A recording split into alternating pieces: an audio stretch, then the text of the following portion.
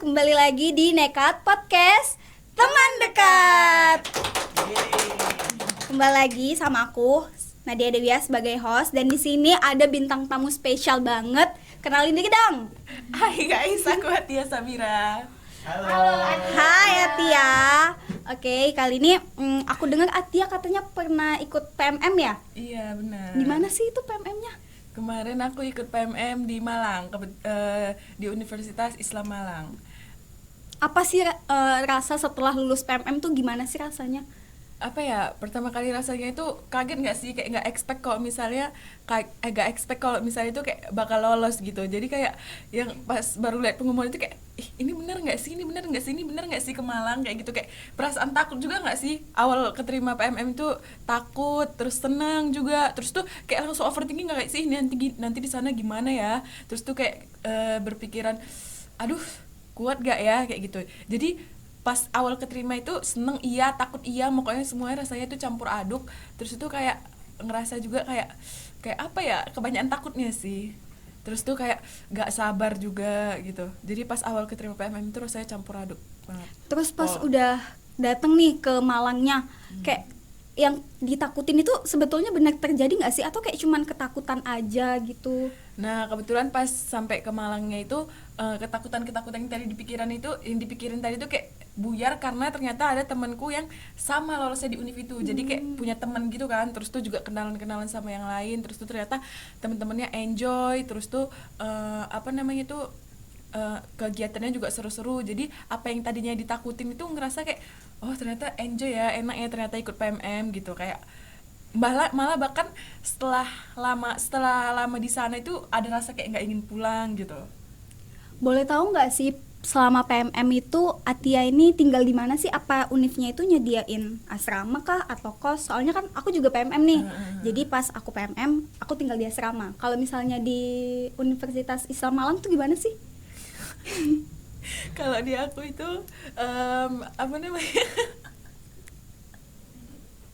kalau di aku deh, ini boleh di-cut nggak? Boleh nggak sih di-cut? Di-cut aja nggak apa-apa ya, di-cut aja nggak apa-apa iya, ya. kan bisa Nanti di-cut. Dong, aku nggak bisa lihat mukamu dong. Makanya tengok kamera deh. Aku nggak biasa nengok kamera. Berdua sih pulang berdua di situ. Satu, dua. Pelan-pelan loh. Nggak bisa. Dia memang ngomong cepat nggak sih? Kuat. Ulangi dari apa tadi awal-awal tadi. Jiwa. Yang kau bilang tadi. Nggak apa-apa lah, jadi ini kan fashion. Cepat. Jangan. Yang mana sih tadi aku nanya? Oh iya. Asrama. Nah, di sungai itu. Oh iya. Boleh nanya nggak sih, kemarin Atia tuh pas PMM ini tinggal di mana? Aku soalnya juga PMM kan, PMM 3 kemarin. Di universitas aku tuh disediain asrama. Kalau aku juga sama sih, kayak Nadia, aku juga disediain asrama. Terus itu itu di sana kita emang udah didata gitu loh nama-namanya. Kayak begitu kita sampai kan pasti kan Nadia kayak gitu juga, begitu kita sampai terus kita emang udah disediain nama-nama kamarnya, terus teman kamarnya siapa gitu.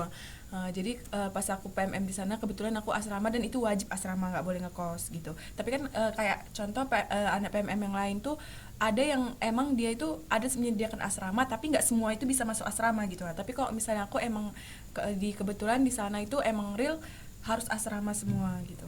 Itu asramanya perempuan sama laki-laki tuh satu tempat atau gimana sih? Enggak, kok misalnya asramanya laki-laki sama perempuan itu kebetulan dipisah ini benar-benar jauh banget. Kayak istilahnya itu perempuannya ini asrama ini dalam kampus, sedangkan laki-lakinya itu yang kayak di luar kampus yang emang jauh gitu.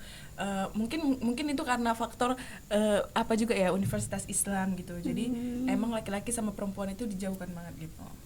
Oh, gimana sih selama PMM tuh pelajaran apa aja yang Atia dapat, kayak mata kuliahnya nih, pelajaran kampus lah.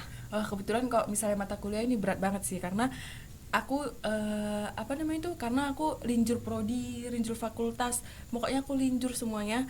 Benar-benar aku yang basicnya aku di kuliah di sini tuh kayak ilmu komunikasi, tapi di sana itu malah aku ke VIA. Ke VIA itu kayak aku ngambil jurusan administrasi publik, administrasi bisnis, terus tuh aku ada ambil akuntansi juga. Pokoknya aku campur-campur karena di sana gak menyediakan ilmu komunikasi. Jadi bener-bener pas aku awal masuk itu aku kayak sebenarnya aku takutin itu sih, karena di sana itu nggak ada MK yang emang selinear sama aku gitu. Jadi aku harus nyari-nyari emang real MK yang sedikit berhubungan gitu. Contoh kayak administrasi publik itu kan masih ada hubungannya sama publik, jadi itu sedikit berhubungan gitu kan sama MK aku di sini. Terus tuh yang buat aku takutnya itu yang awal-awal itu karena MK-nya itu kayak bisa nggak ya aku ngikutin ini gitu. Karena MK yang aku ambil tuh kayak langsung semester 3 yang bener-bener aku dari awal tuh aku nggak tahu basicnya gitu. Ternyata di sana juga ada teman-teman yang emang ngebantu juga sih dalam itu. Jadi walaupun sebenarnya aku stres dikit, tapi terlewatin kok. Untungnya terlewatin. tapi banyak banget berarti pergabungan jurusannya itu. Banyak Pusing juga sih kayaknya. Apa sih yang didapat di Malang itu kayak culture shock nggak sih? Apa sih perbedaannya dari Atia sendiri ini dari Sumatera kan? Bener. Perbedaannya tuh gimana sih? Jauh kayak ibarat apa ya, langit dan bumi.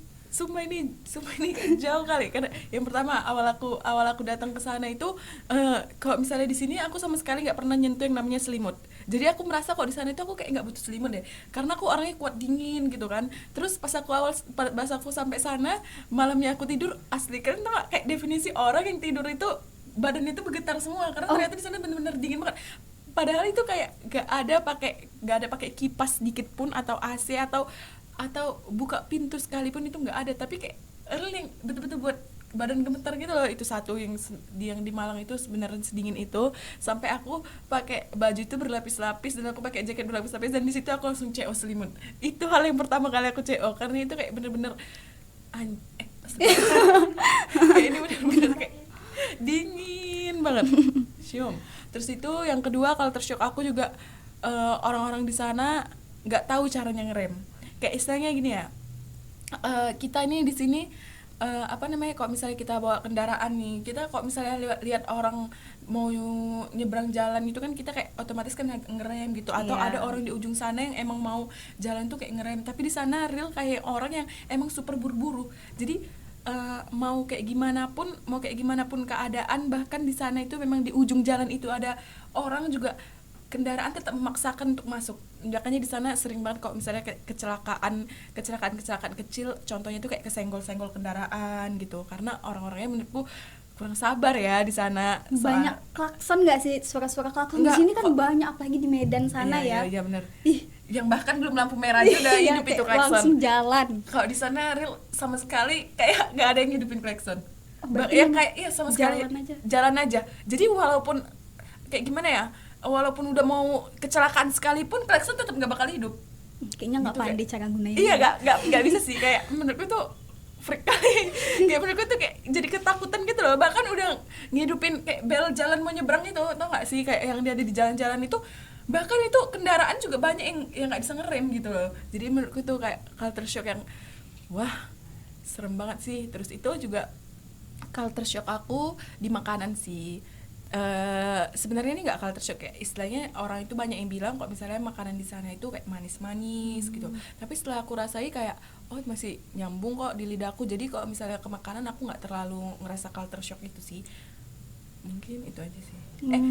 Ini juga sih kayak contoh nih, kita ini mau apa ya, apapun yang kita lakukan di sana itu nggak ada orang yang ngejudge. Kayak contohnya itu di Medan tuh banyak nggak sih orang yang kalau misalnya lihat penampilan kita aneh terus dia kayak layas, atau dia cerita ke temennya kayak langsung kayak banyak. Sumpah ini gitu. Kalau di sana julid. Bener-bener, iya sumpah itu kayak julid itu orang-orang di Medan itu julidnya nyata. Sumpah nyata. Bahkan orang yang ngerasa dirinya udah keren, istilahnya gini ya, orang kan punya stylenya sendiri ya. Kalau dia merasa dirinya udah keren, orang yang merasa dirinya lebih keren itu malah ngejudge dia gitu. Iya, jadi nggak ada habisnya. Kayak contoh di Medan ini kita nggak bisa berpikiran dalam berpatokan itu. Kayak contoh gini ya, aku keren sama styleku, dia keren sama stylenya, itu nggak ada yang kayak gitu. Jadi kayak patokannya tuh kayak masing-masing gitu ya. Iya, patokannya kayak kampung gitu.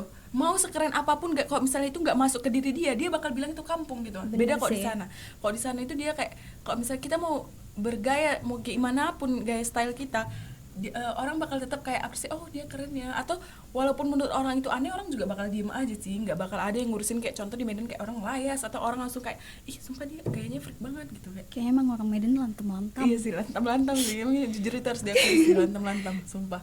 Jadi buat orang takut gitu. Iya, bergaya aja aku takut Iya, sejujurnya. kayak contoh ya memakai baju, bahkan nih di kelas kita aja, iya nggak sih, Iya. di kelas kita kayak Kami pakai baju pink. mau pakai baju warna pink pun itu dia bisa kayak doger, tau nggak?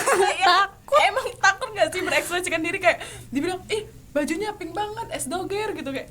Baru tuh kalian tau gak sih kayak kemeja yang emang dia tuh liris-liris gitu, dan dibilang, kita tau gak itu dibilang apa? Itu dibilang buku halus kasar. Sumpah trauma gak sih? Kayak, mau pakai baju apapun tuh trauma, dan paling aman itu pakai baju warna hitam. Iya, hitam, biru, itu aja cuman. Trauma sih. Oh ya, berarti seru banget lah di Malang Iya, ini seru ya, banget sih, dan seru banget. sejuta pengalaman. Boleh tahu nggak sih pengalaman apa sih yang paling bikin Atia itu kayak terkesan, kayak masih teringat ini sampai sekarang? Apa sih? Ceritain dong. Yang paling berkesan apa ya, teman-temannya juga, karena kan kalau misalnya kita PMM nih, kita kayak gak bakal ketemu lagi nggak sih teman-teman itu. Kayak Iya, istilahnya itu jauh-jauh dari luar-luar pulau, yang emang kita nggak bakal, yang kita nggak bisa pastiin kita bakal ketemu dan bakal bareng lagi di suatu saat nanti ke depannya. Kayak emang momennya itu stuck di situ doang, yang kayak istilahnya itu pengalamannya udah tersimpan di situ doang dan nggak bakal bisa terulang lagi.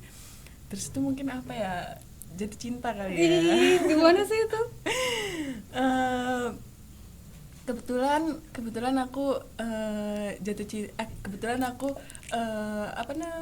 kayak apa ya, Cinlok ya? Cinlok ya, bisa Ih, bilang aku cinlok, cinlok guys. sama ada teman sekelasku di sana. Dia orang Jawa yang emang bener-bener apa ya, berkesan banget sih, kayak aduh. Kayak yang emang sampai sekarang tuh emang gak bisa dilupain sih. Maksudnya emang orangnya di sana, tapi kayak gimana ya guys, Masih karena kebawa ya? masih kebawa karena baru N juga kan. Ih, oh berarti guys lagi ente. Ente guys, karena kayak waduh berat kali cok. Iya sih, Semangat ya Ati ya. makasih Emang ya. makanya jangan cinlok. Please guys, jangan cinlok pas PMM, karena kalau misalnya kalian cinlok pas PMM itu kayak bahagianya pas di sana doang. Kalau udah LDR itu nggak bakal ada istilahnya itu kesempatan untuk ketemu lagi gitu. Kayak kapan sih mau ketemu lagi? Dan juga kenangannya itu loh guys, kayak sakit banget. Bahkan kayak mau denger kata Malang aja sebenarnya itu kayak nyesek banget gitu loh. Kayak ngerti gak sih, kayak misalnya orang denger kotanya, refleks Iya. keputar semua memorinya, Keinget. kayak bahkan apapun yang dijalani sama dia itu kayak wih beratnya lagi kayak gitu. Sumpah kayak nggak kuat guys. Semangat Jadi deh, saranku Hati ya. please jangan cinlok pas PMM, itu merugikan diri sendiri. Emang sih itu emang enaknya pas PMM doang.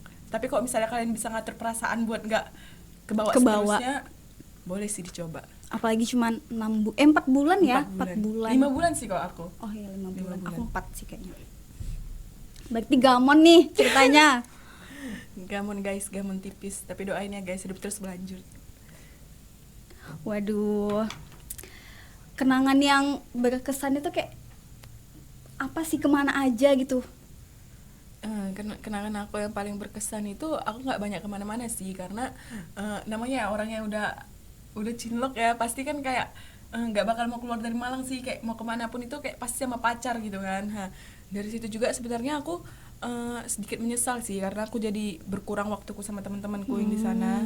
Terus itu kayak jadi sibuk masing-masing gitu, kayak aku sibuk pacaran, teman-temanku juga ada yang sibuk sibuk pergi sama sibuk nemuin pacarnya gitu juga. Terus itu kalau misalnya apa tadi pertanyaanmu? Jalan kemana aja, di Jalan mana kemana aja aja ya? mengunjungi tempat wisata yang bagus. Aku ke ini sih sama teman-temanku, ke Jatim Park satunya Malang. Itu ibarat kalau misalnya kita di Medan itu kayak Mickey Holiday gitu. Tapi ini menurutku ini lebih besarnya lagi sih, dan menurutku tempat-tempat kayak gitu cocok nggak sih kayak kita habiskan sama teman-teman Iya, kita gitu. sama Jadi teman-teman. kita milih tempat-tempat kayak gitu untuk kita habiskan sama-sama waktunya. Terus itu kalau sama pasangan ya. Ya, Kok sama kemana tuh? pasangan? Kok sama pasangan kok di Malang tuh ada namanya itu kayu tangan. Jadi aku kesana sama dia ke kayu tangan buat explore yang emang aku tuh kayak nggak tahu gitu kan, kayak ngerti nggak sih kayak kalau misalnya kita dari luar tuh kan kayak kita kan kepo gitu kan, Iya, kita kepo. pengen tahu semuanya. Jadi aku dibawa sama dia ke kayu tangan, terus menurut aku yang paling berkesan itu kita ngelukis, Seru terus kita banget, foto tapi sedih. mood. Iya, sedih kali karena kayak kenangannya itu cuma bisa ngestak di situ aja sih. Makanya kalau misalnya dengar atau ngelihat kayu tangan tuh kayak aduh sedih banget kayak gitu. Itu sih. Waduh. Oh ya, berarti mantan atau gimana sih? Mantan lah ya. Mantannya Atia berarti asli Malang. Enggak, dia juga ngerantau sih, dia aslinya Gresik. Terus aku pernah lihat di sosmednya Atia, kayaknya modnusnya itu di Bromo ya. Ih, seru Iya. banget. Aku pengen banget ke sana. Iya sumpah itu Bromo seru banget sih guys. Gimana ya, modus ke sana itu yang kayak emang bener-bener dinantikan gak sih kalau misalnya Iya. setiap orang yang PMM itu modus ke Bromo itu yang bener-bener dinantikan banget. Jadi sebelum modus itu kita emang udah prepare banget loh, kita udah mikirin kayak aku pakai jaket apa ya, terus kita kayak excited persiapan apa ya, banget. kayak bener-bener excited banget gitu. Terus itu pas aku ke Bromo itu kayak aku baru ngerasa kayak oh gila ya, ternyata program PMM ini kayak nggak segan-segan buat menghabiskan uang yang berjuta-juta. Karena kayak contoh itu ya, kita menghabiskan menghabiskan 1 juta itu cuma sekedar untuk 1 jeep doang, dan sedangkan kita di sana nyewa banyak. sekitar 23 atau 25 jeep gitu.